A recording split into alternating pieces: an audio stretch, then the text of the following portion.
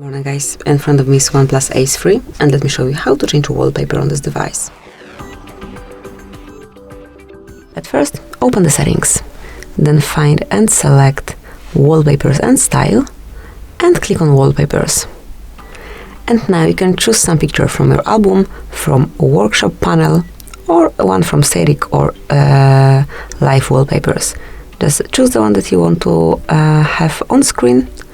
Let me apply, for example, this one, tap on apply, and then decide if it's for your home and lock screens or just lock screen.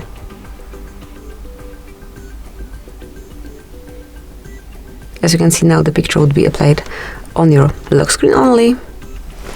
And then, if you choose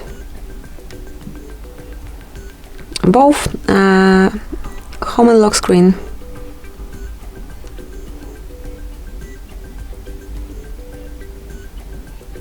it is applied on both.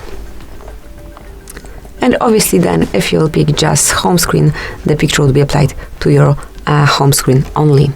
So this is it. This is how you can apply new wallpaper. Thank you for watching. Please subscribe our channel and leave the thumbs up.